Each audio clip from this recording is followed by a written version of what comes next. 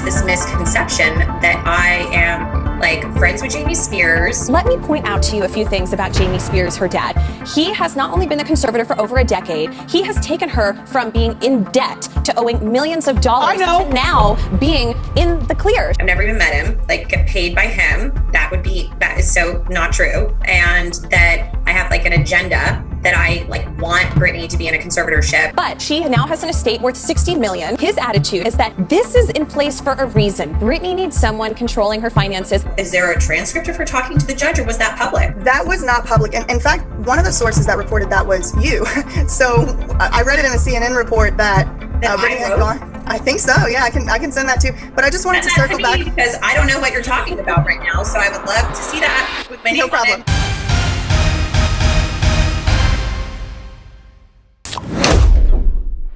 Hello everybody. I am coming to you today with a video that will basically show you exactly what the Free Britney movement has been trying to tell to mainstream media. But every time we do these interviews, our footage gets buried or completely hacked up and cut up, so you can't even really tell what our message is. So this is just another demonstration of that, and my purpose for this video is to provide transparency to the general American public about how you're literally being lied to by your media. And this is not something that I have thought for a very long time.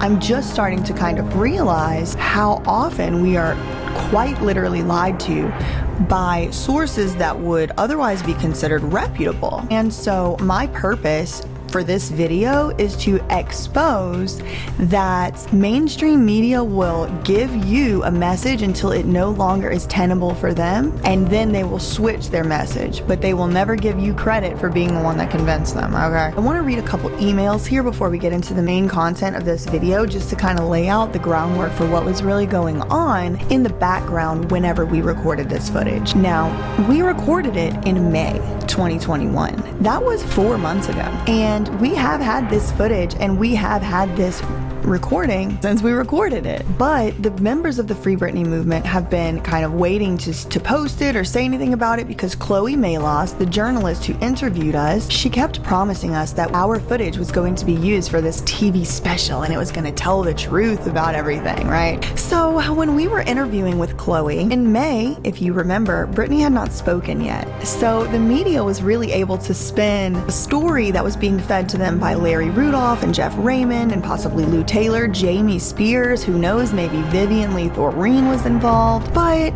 it was very clear, and you will certainly see from this footage that is going to play after the intro, that Chloe had an agenda. Chloe clearly wanted us to talk about being fans, because you know the media likes to portray the Free Britney movement as like a bunch of crazed fans who don't really know anything and conspiracy theorists, and she definitely tried to set a few traps for us to fall into, and the traps had to do with making Sam Ingham, who was Britney's lawyer at the time, into a scapegoat. So you can tell through her questioning, and you can tell through our answers that we didn't fall for it, but you can tell through her questioning that she was attempting to get us to really put a lot of blame onto Sam Ingham and talk about him, because at the time, that's who they were going to try and blame this whole thing on. Now, I'm assuming it took Chloe so long to come out with her TV special because Britney spoke, and Britney spoke in a way that nobody expected her to, and she said things that probably people didn't expect her to say that would go against this agenda that Chloe was trying to push. So just to give y'all a little background context as to what exactly was going on behind the scenes at this time,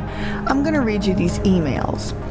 So we have one person who we work with, and she's volunteer. She doesn't get paid or anything, but she owns a PR firm, and we work with her because she helps us to kind of prepare for really important interviews and helps us if we have questions about media. Now listen, y'all are not going to see me in a lot of interviews and on a lot of media because I have been blackballed by the mainstream media. I am talking about things that would upset the courts, the state. It would implicate very powerful, rich, and important people. And so you're not going to see me on any interviews because they blackball me. But I have sat for no fewer than a dozen hours of interviews for mainstream media. They just don't play my footage at all. And it's because I'm not saying what fits the agenda that each particular mainstream media story or piece is trying to say at that particular time. And like, that's not even necessarily a bad thing. It's just the truth. So on May 14th, this person who does try to help us with these interviews, she sent an email to Chloe. That's the reporter from CNN. And she CCs me and a few other people. She says, "Hi, Chloe. Let me introduce you to BJ."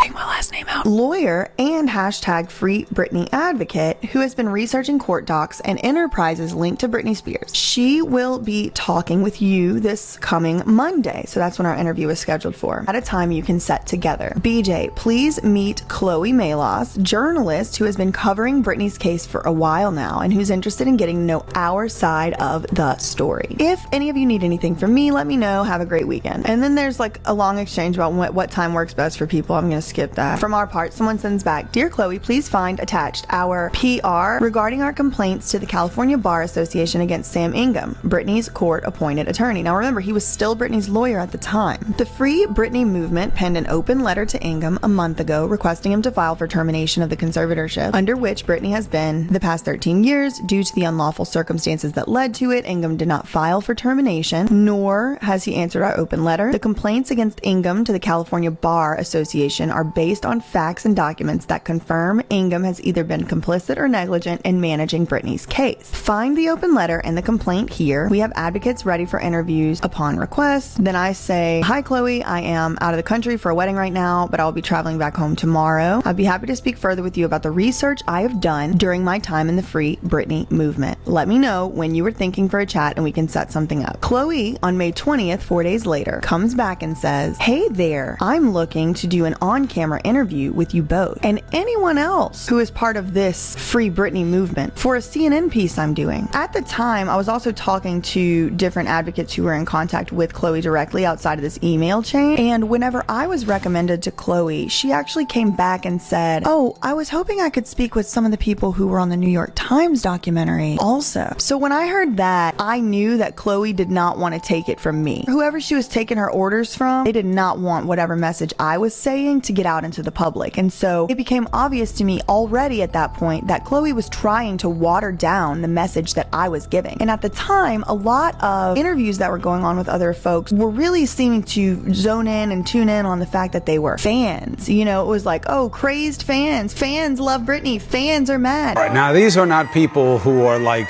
legal advocates, all right? I don't understand. I don't understand, bitch. I don't understand. I don't understand, bitch.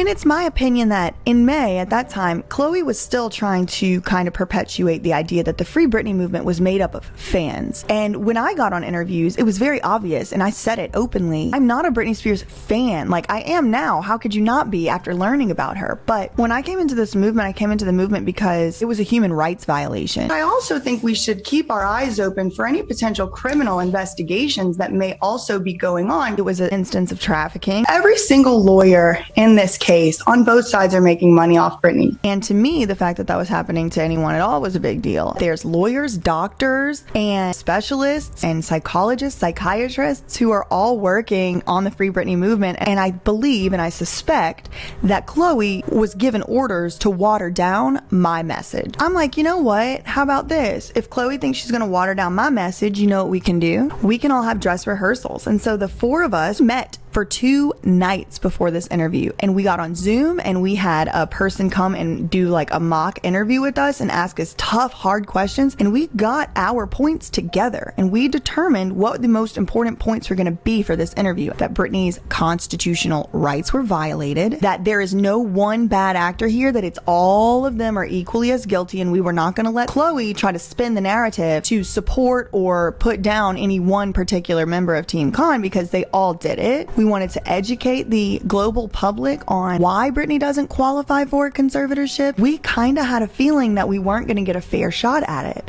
but we prepared. And as you will see, Chloe did not do the same amount of preparation. Whenever we got on the call, she immediately kind of started talking about how she's received. There's this misconception that I am like friends with Jamie Spears. I've never even met him. Like get paid by him.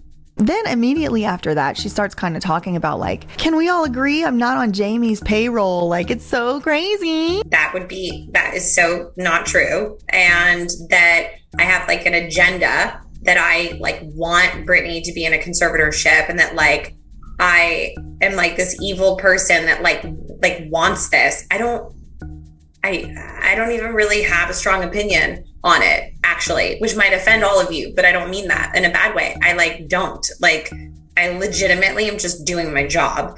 And, you know, it's hard when I work at a place like CNN, and every single thing that I report goes through lawyers and editors, and the process to get anything approved, especially like a source quote at CNN, is so intense, just by the way. So, you know, if you're ever talking to anybody and you can tell them to stop writing mean things to me, would be really nice, because it's like gotten really intense. So. Well, nobody should be sending you death threats. I mean, that's definitely, I can speak for everyone on this panel and say that has been none of us. And I'm sorry that you're dealing with that. Why are you, like, this is kind of unprofessional. Like, I don't, like, listen, I'm not a Hollywood girl. I don't have a manager and an agent. I don't have any insiders. I don't know how this works. But to me, it was very weird that the mainstream media was assuring us that they were not being paid to write stories. And I'm like, well, if I didn't think you were being paid before, girl, like, I kind of suspect you might be now. Okay, so let's start there. So I have no questions like written out, and let's just chat, and it's being recorded.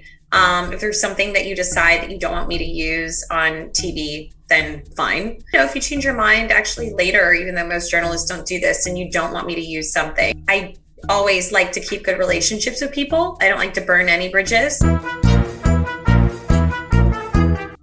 the course of my reporting over the last year or so, I have done a lot of digging on Britney's side and on her dad's side.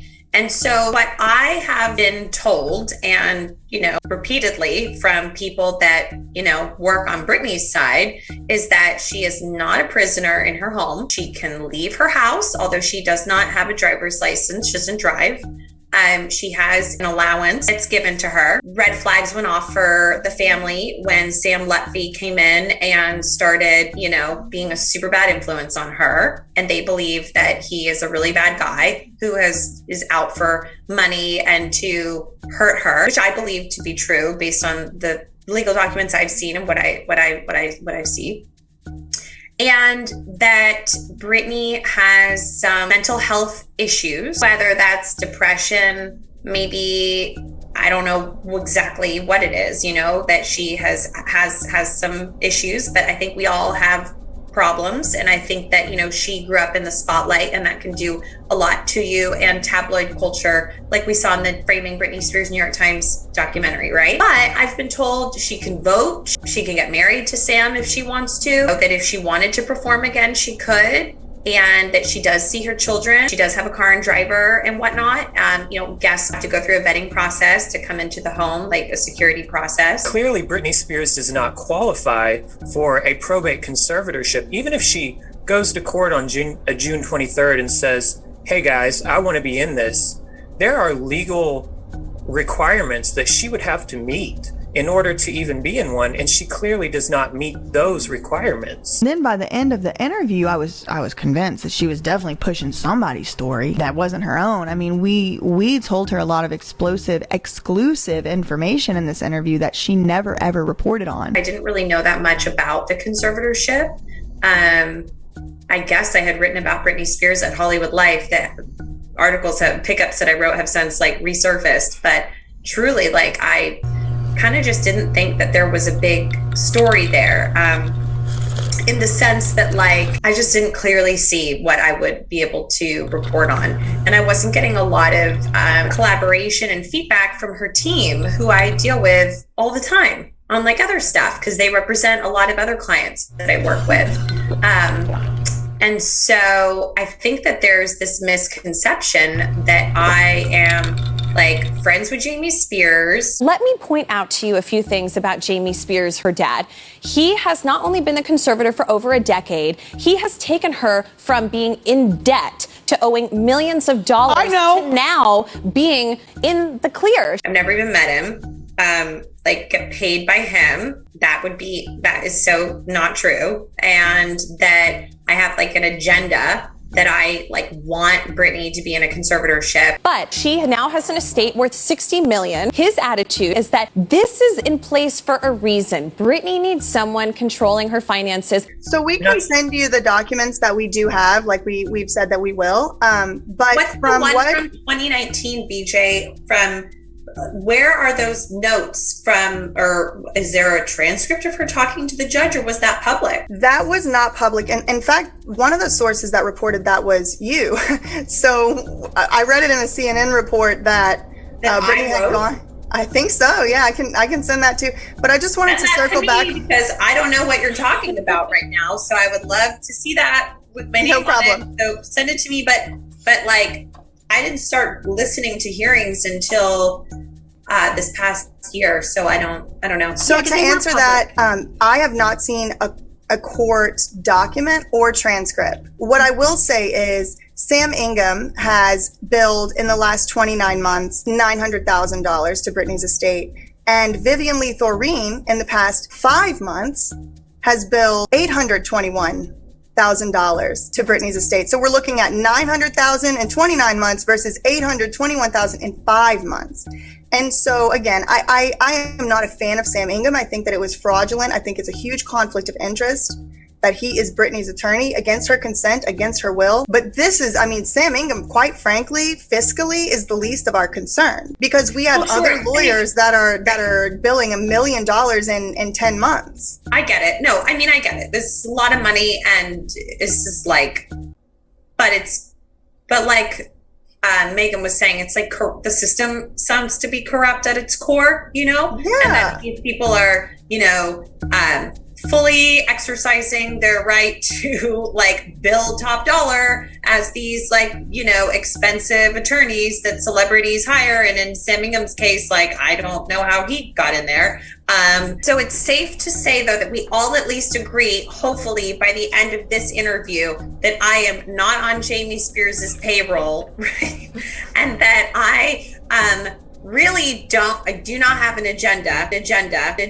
Let me point out to you a few things about Jamie Spears, her dad. He has taken her from being in debt to owing millions of dollars. I know. Agenda, right? But I think that where people have gotten upset with me over the last year from the Free Britney movement is that they just don't want me giving Jamie a platform at all, right? Is that like, you know, any interview I do from that side upset a lot of people who write hashtag Free Britney on my Instagram or my family's Instagrams. But, you know, as a CNN reporter, I have to go to all sides, you know, and it might seem like I'm only getting one side of the story out there, but what's not seen is all the work that's going on behind the scenes of me trying to gather information so that I can have it look more balanced. But sometimes there's only one side that's really willing to talk. Both sides don't always want to talk, you know? Well, and Chloe, kind of like what we talked about on the phone, even when you're talking about both sides, when you're talking about,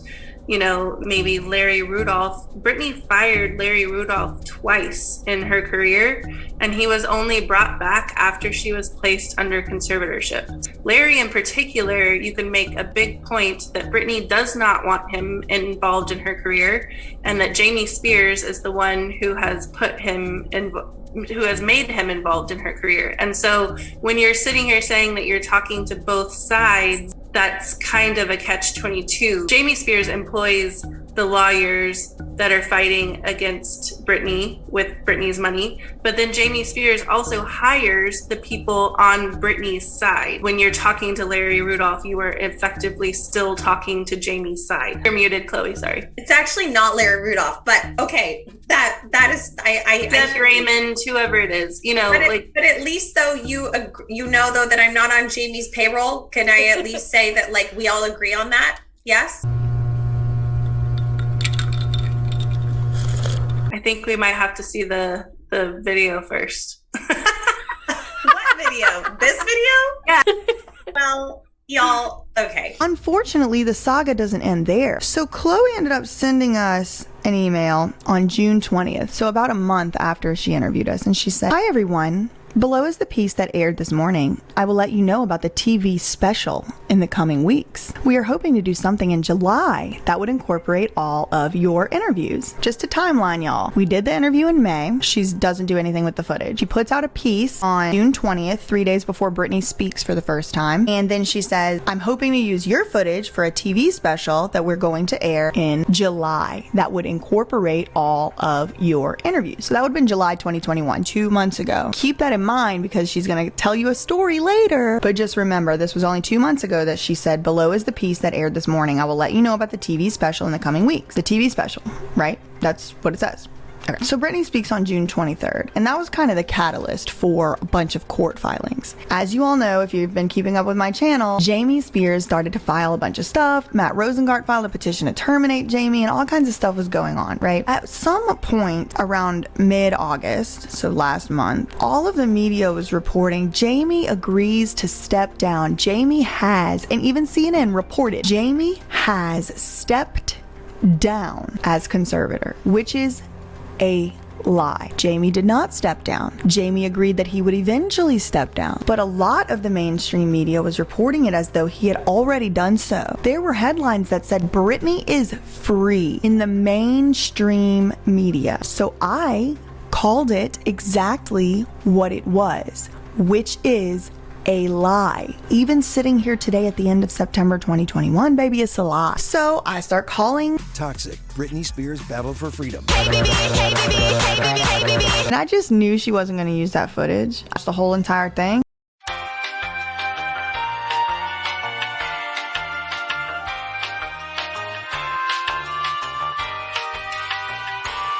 Oh, I missed the zooms. I missed the zooms.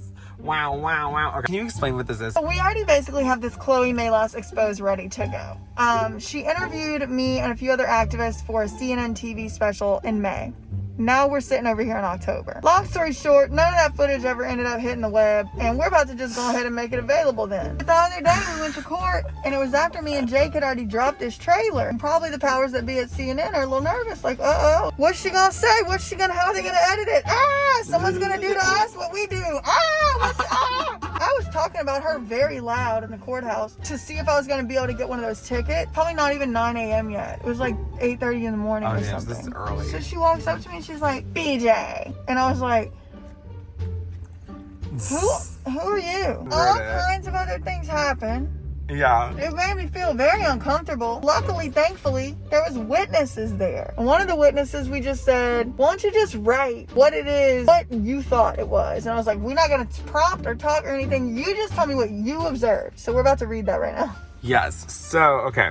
I'm going to read it off. This is our first time reading it. Chloe Malos kept looking over from across the hall. BJ and I had been talking about her as she walked up to us. Yes. She approached the bench we were sitting at and said hi to BJ. Only. BJ asked, not to this person? That's Nelson? No, she just said it to me. We should say hi to Nelson. She didn't even acknowledge the person. I don't know. That's how I remember it. BJ asked who she was. She pulls down her mask and introduces herself as if BJ should already know who she is. We did know who she was, but I still found it a little strange of her to assume. She asks BJ if they can speak and points over here. BJ says they can speak right where they are. Yeah, she did want me to leave. She was like, can we...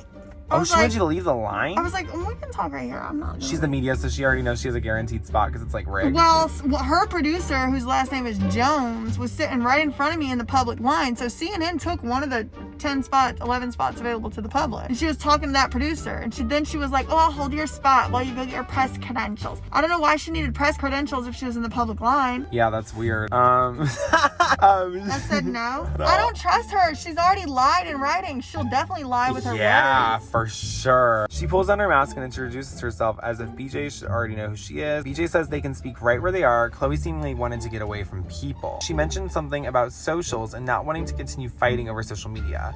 There was also some back and forth about HLN and CNN, and Chloe trying to cover up the fact that she said BJ and others' footage would be in the CNN special by saying CNN owns these other networks. There was also some talk. Yeah, she was like, well, technically. She's trying to, no. Yeah, she was trying to make it seem like it was always supposed to be for HLN. A lie. It's a lie, because that's not what she told us. Yeah, she told us in 2 separate emails, and then she told me in my own DMs that you're going to put on that are in this video. I've been nothing but kind to you since I interviewed interviewed you on camera for CNN. That's, yeah. Not for CNN subsidiary. Not for CNN sister company. No. Not for their affiliate. Baby, you said CNN, so it's like you just lied. There was also some talk about having professionally shot footage in the special, but I forget why she didn't ask BJ and Brennan to do the same as the other participants.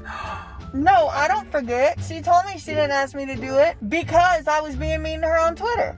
She told me that. It is journalism. That is what they do. From here on out, I don't really recall many specific details of the content of their conversation. I was trying to listen in, but also not be rude and obviously eavesdrop. In my opinion, Chloe seemed genuine in her desire to not want to fight anymore and went so far as to offer BJ an interview that day to add to their re-airing of the special they aired on 9/26.